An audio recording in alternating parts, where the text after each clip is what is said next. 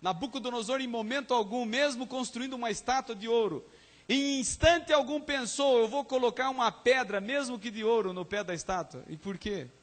Sabe por quê? Porque naquele dia o nome de Cristo tinha que ser tirado. Satanás sempre tentará tirar o nome de Cristo. Eu quero reportar a vocês, eu quero lembrá-los de que isso aconteceu já no Jardim do Éden. Quando estava no Éden, uma jovem criada por Deus, ela era perfeita, saudável. Então Satanás chegou e disse, o que Deus disse para você? Não, tire tudo isso. Isso não é verdade. Pode comer que você não morre. Foi assim quando aquela criança nasceu em Belém. Então Herodes tentou matar a Cristo, tentou tirar a Cristo. É assim e será sempre. Satanás sempre tentará tirar o brilho de Cristo das pessoas, tentará tirar a figura de Cristo das pessoas. Você tem sentido isso? Você tem sentido como é difícil seguir a Jesus? Você tem sentido como é difícil ser uma testemunha de Cristo na tua empresa? Você tem sentido, apesar de muitas pessoas que falam do nome de Cristo, quando você se posiciona com respeito ao sábado, o que te dizem? Você é louco. Quando você se posiciona com respeito à tua fidelidade na igreja, não, isso é desequilíbrio. Quando você se posiciona com respeito ao seu dinheiro, isso é fanatismo. Quando uma moça jovem e limpa e pura diz para suas amigas na escola de 2º grau de que ela ainda é perfeita e intacta, isso é motivo de riso. Você já notou como é difícil seguir a Jesus no mundo de hoje? Então Nabucodonosor,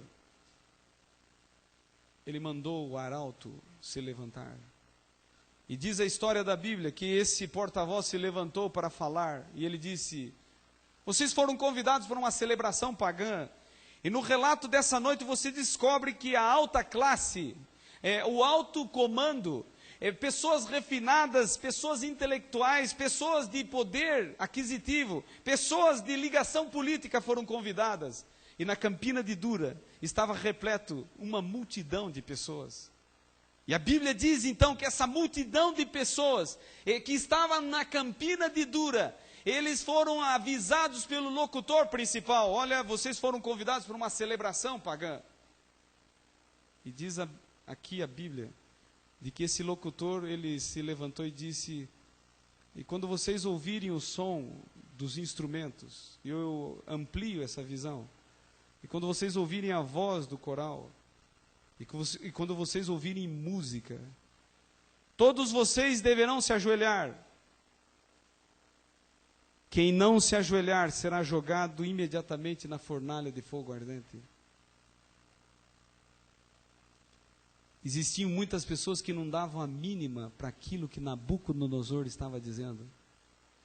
Existiam muitos conquistados por Nabucodonosor que não acreditavam no Deus de Nabucodonosor, que estava ali personificado na sua estátua. Existiam muitas pessoas que não davam crédito para a crença, a teologia de Nabucodonosor. Mas quando o porta-voz disse, olha, quem não se ajoelhar e não adorar, será imediatamente jogado na fornalha, sabe o que eles disseram? Eu me converti agora, imediatamente, eu aceito. Naturalmente nós chamamos isso de existencialismo. Sabe o que é isso? Existencialismo é uma palavra moderna para um hábito antigo. Tudo pela existência. O que importa é viver, não como se vive. O importante é estar vivo. Se tiver que roubar para viver, então você rouba, porque o que importa é viver. Se para viver você tem que vender o corpo, então o importante é vender o corpo, o importante é viver, você vende o corpo, porque o que importa é continuar vivo.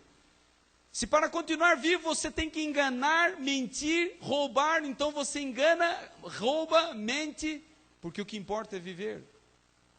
Se para viver você tiver que matar, então você mata, porque o que importa é viver.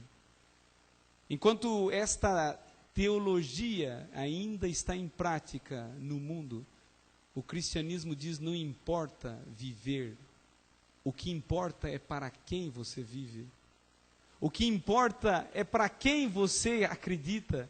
O que importa, Quando o existencialismo diz que o que importa é viver, não importa regras, não importa regulamentos, não. O cristianismo diz, é mais importante por quem você vive, por quem você decidiu viver. Porque por quem você decide viver, você decide morrer. Esse é um princípio de vida. Pelo que você vive, você morre. Pelo que você vive, você morre. Pelo que você vive, você morre. Eu quero te explicar isso. O fumante vive pelo vício. O tempo passa e ele morre pelo vício, com efizema, com câncer. O ébrio vive pelo vício. Ele bebe, ele morre pelo vício num acidente de trânsito, mata vidas, destrói lares. Ele vive pela imoralidade. Ele se dedica à imoralidade, à deturpação sexual. Ele morre por causa dela, com doenças. Ele morre, não é finalmente perdendo a vida eterna por causa daquilo que ele viveu. Ele vive pelo dinheiro. Ele morre pelo dinheiro. Ele luta tanto que ele quer dinheiro. E ele morre com muito dinheiro. E ele assim morre. Há algumas pessoas que vivem por Cristo e morrem por Cristo. Naquele dia na Campina de Dura, tinha um cristão mais ou menos. Vocês já ouviram falar de um cristão mais ou menos? Oh, por favor, não aponte em público. Ó, pastor, está ali sentado. Pede até para as câmeras darem um close nele ali. Ó, para não esquecer, esse é mais ou menos. Naturalmente, nós dizemos que mais ou menos é alguém que é mais e é menos. Já está dizendo tudo. Tem um pouco de mais, um pouco de menos. Naturalmente, um cristão mais ou menos é mais ou menos a seguinte ideia. Ele acredita, ele de fato lê, ele de fato já ouviu, ele continua lendo, ele sabe os regulamentos da Bíblia, ele sabe as leis da Bíblia, porque a Bíblia até diz que os demônios também creem, não é? Eles sabem que é verdade. Se você pudesse perguntar para o inimigo se ele tem certeza que Deus existe, ele diria, claro, eu sei, isso eu creio. Mas tem um segundo aspecto. Ele leu, ele estudou, mas ele não tem coragem de viver aquele princípio. Ele crê, mas não vive. Ele de fato sabe que existe, mas não tem coragem de assumir. Um cristão, mais ou menos, é uma pessoa assim. Ele de fato entende os regulamentos, mas não vive os regulamentos. Ele está com um problema na Campina de Dura. Ele estava lá.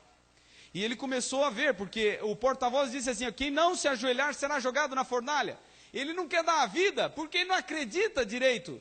Ele não é disposto a perder a vida, ele sabe que não deve adorar uma imagem, mas ele não quer dar a vida agora, porque ele não tem coragem de dar a vida por uma coisa que ele não acredita totalmente. Ele sabe que aquilo é verdade, que não deveria adorar, mas não tem amor por aquilo. Então ele está com um problema. Puxa, por que eu vou dar a vida por uma coisa que eu não consigo viver?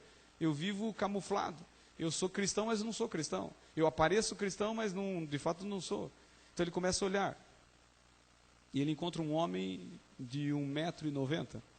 E esse cristão, mais ou menos, ele tem mais ou menos o tamanho do pastor ali. 1,60 m. Então ele começa a ter uma ideia. Ele é um cristão mais ou menos, mas super inteligente. E ele fica de trás de um homem de 1,90 m. E ele diz assim, olha, um homem de 1,90 m, quando se ajoelha, fica com 1,30 m. Bem, eu tenho 1,60 m. Eu quero abrir um parênteses aqui. Não que os que tem aqui hoje, nessa noite, 1,60 m, são pessoas mais ou menos, não é? Vocês estão entendendo? Então ele diz assim, eu tenho 1,60 m, não vou ter dificuldade de ficar de trás, quando tocar a música. Então toca a música, e aquelas pessoas que aceitaram, não querem perder a vida, se ajoelham. E quando se ajoelha, ele toma essa posição.